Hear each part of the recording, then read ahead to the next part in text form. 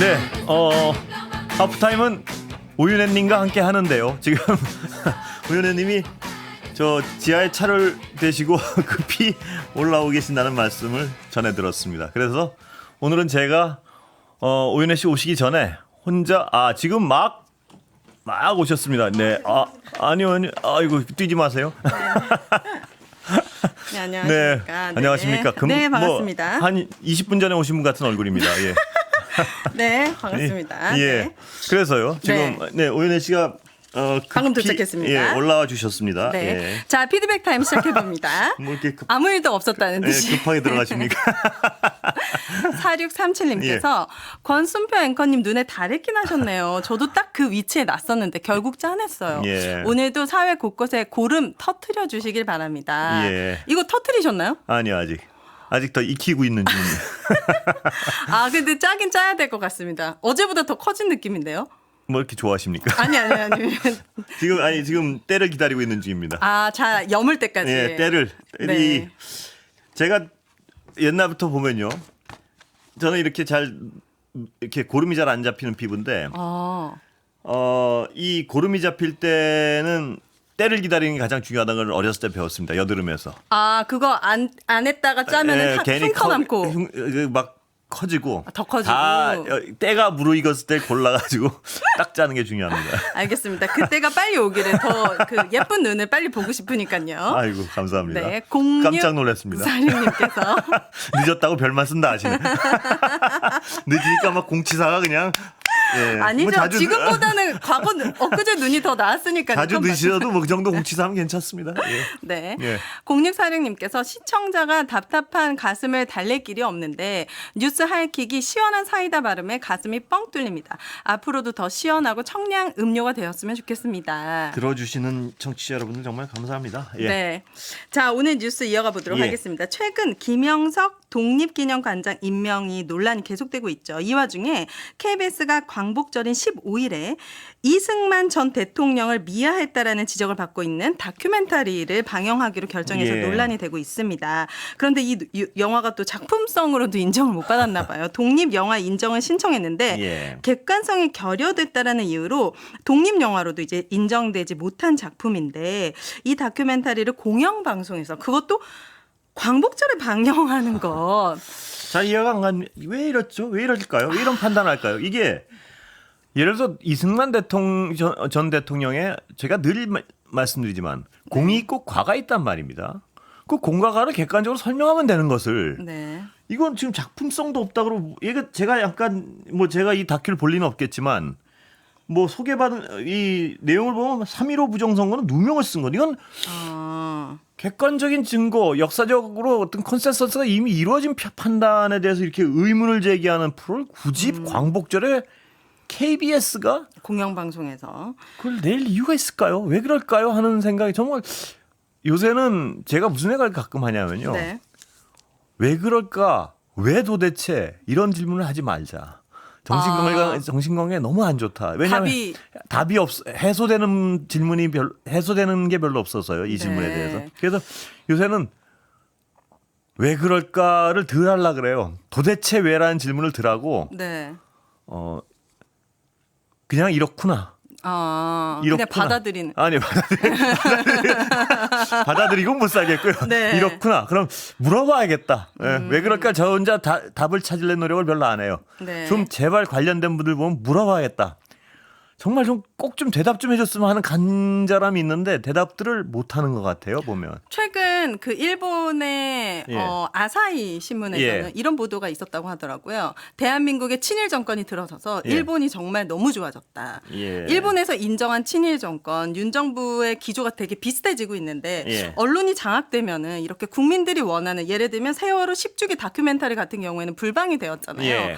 그리고 이런 많은 토론이 필요한 이 이승만 대통령에 대해서 다큐멘터리를 공영방송에서 그것도 그렇습니다. 광복절에 편성이 됐다는 것도 이거 정말 아니면은 차라리 이 한국 KBS 정도면 그렇게 이승만을 재조명하고 싶으면 객관적으로 진짜 한번 잘 만들어 보든지요.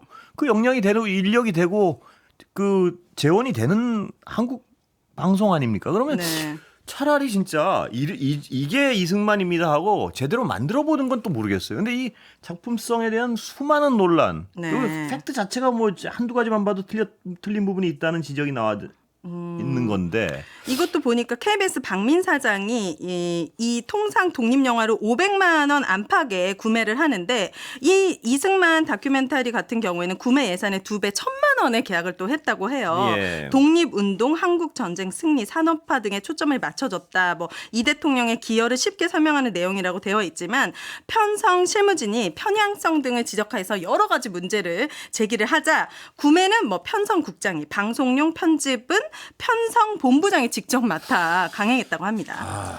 그러니까요. KBS 내부에서도 굉장히 지금 충돌이 있는 것으로 보입니다. 예, 이게 어떤 이 역사관이란 게 물론 어떤 사람에 따라 다른 쪽의 측면을 볼 수 있다는 건 분명히 저도 인정해요. 근데 네. 다른 측면을 본다는 것과 애써 어느 측면은 안 보고 애써 어느 측면은 부풀리고 이건 전혀 다른 얘기거든요. 네. 근데 왜 자꾸 애써 한쪽 측면은 보고 한쪽 측면은 과장을 하려고 그러고 한쪽 측면은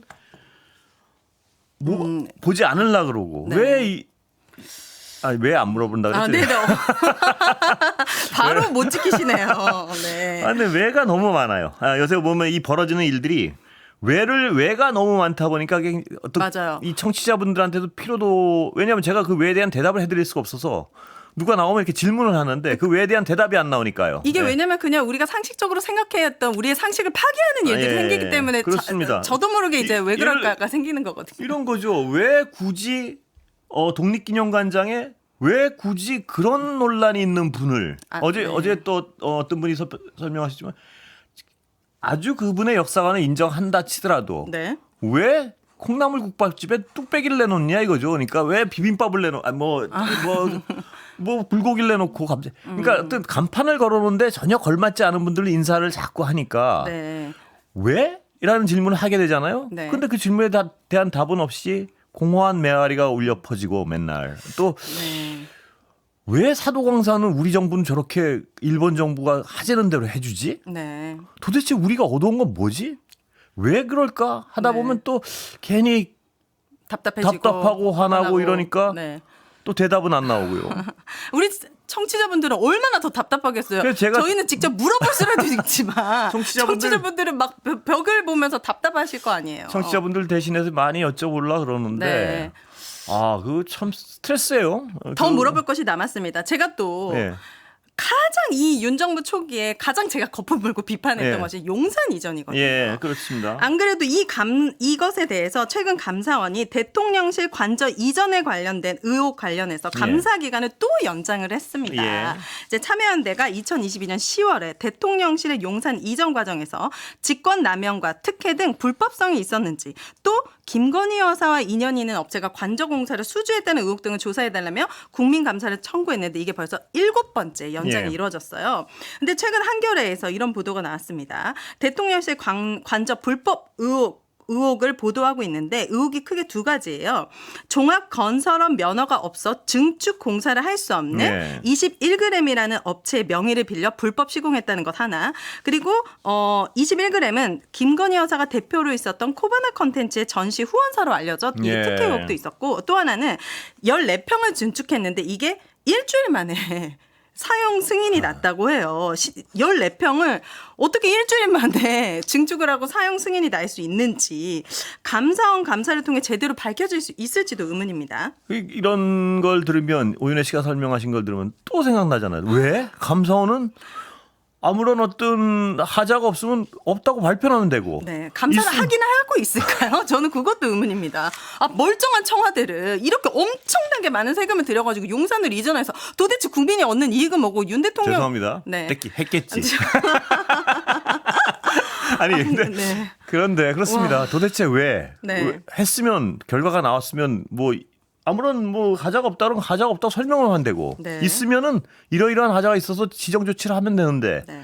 꿀먹은 벙어리예요. 근데 이 꿀먹은 벙어리가 어딜 중심으로 벌어지냐면 김건희 여사랑 관련된 부분이 이렇게 드러나면 그 부분은 의혹이 전혀 해소가 안 되죠. 뭐가 탁탁 막혀요. 네. 이것도 지금 코바나 컨텐츠 말씀하셨지만 네. 거기 그 이상의 어떤 범위에 그 근처에 가면 조사가 다 흐지무지 된단 말이에요. 지금 국민들한테 25만 원씩 주는 것도 지금 거부권을 행사하지 않았습니까? 아직 거부권 행사했나요? 아니 그 노란봉투법이랑 같이 올라가 있기만 하고 아직 저는 본 것 같은데. 아직 네. 아직까지 결론은 내지 않았지만 글로 갈 겁니다. 아마. 네. 예. 그리고 마지막 왜 또 하나 나옵니다. 예. 임성근 전 해병대 1사단이 올해 상여금으로 800여만 원을 받았는데 예. 그에 반한 박정훈 대령은 빵원. 예. 상여금을 전혀 받지 못했다고 합니다. 임성근 전 해병대 사장은 뭘 잘했다고 지금 800여만 원의 상여금을 받는 거죠? 아, 왜? 진짜 오늘도 예. 무리하게 자 왜를 외쳐봅니다. 예, 오인혜 씨였습니다. 감사합니다. 감사합니다.